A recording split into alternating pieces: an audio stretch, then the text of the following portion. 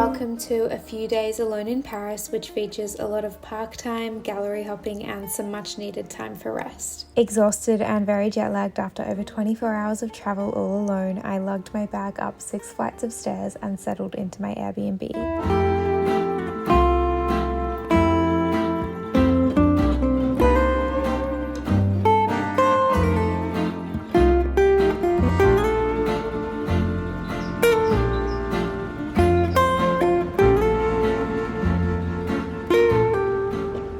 Good morning. It's my second day in Paris today and I'm gonna go out and explore. First I'm gonna get some brekkie. I feel like a smoothie bowl.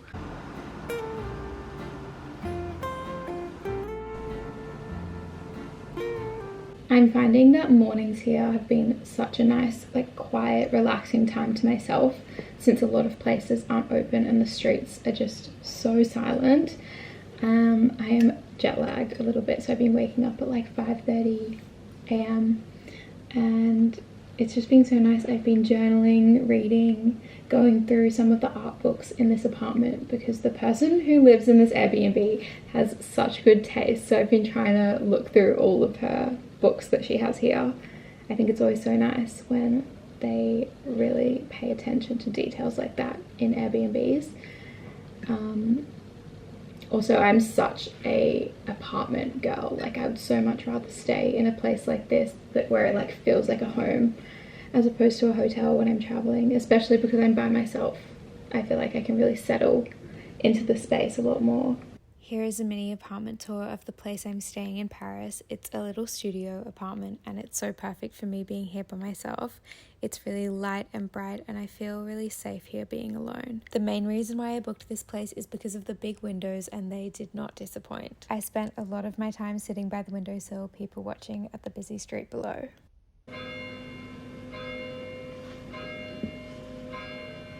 A lot of the cafes here only open at around 9 a.m. So I've been waiting, I'm so hungry, ready for brekkie, for one of the places to open. I've been recommended this place a lot. I bought this top yesterday and I love it.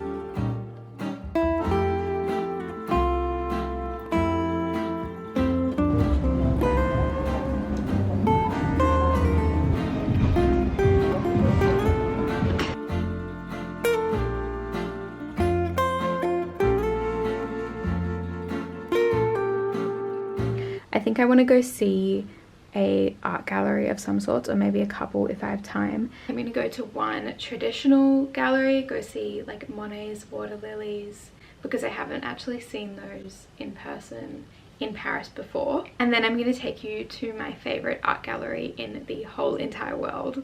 This is the outfit. First stop is going to see Monet's water lilies.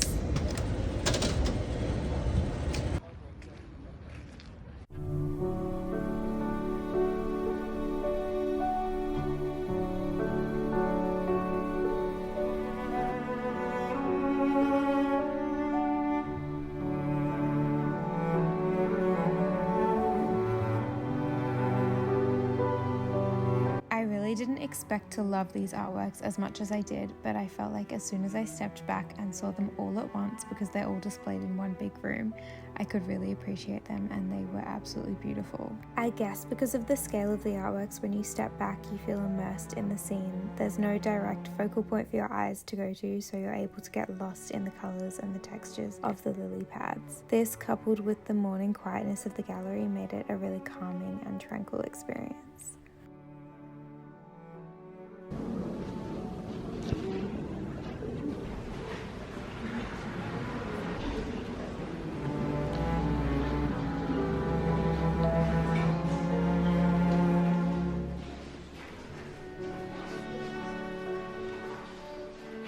After a quick matcha break, I made my way to 59 Rivoli. This is a cultural centre in the heart of Paris that hosts a number of artist studios. It's basically one big property that has been completely taken over by artists. Here you can see artists create their work in real time, and the lineup of artists they have here changes every few months, so it's always different every time you come.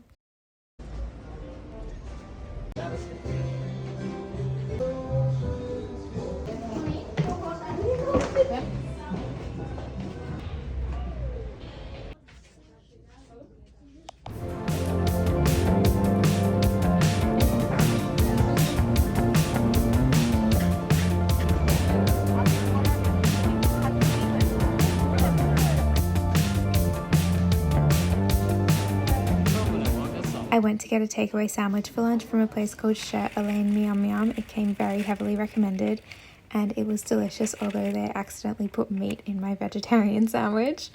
But that is classic Paris.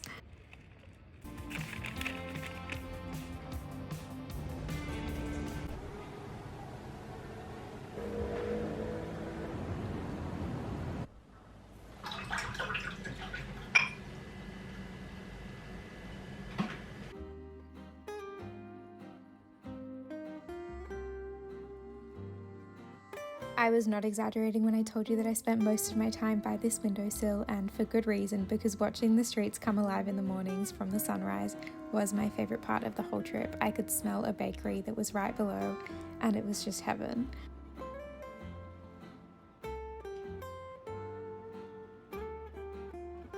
I'm gonna go try find my first croissant of the trip. I'm so excited.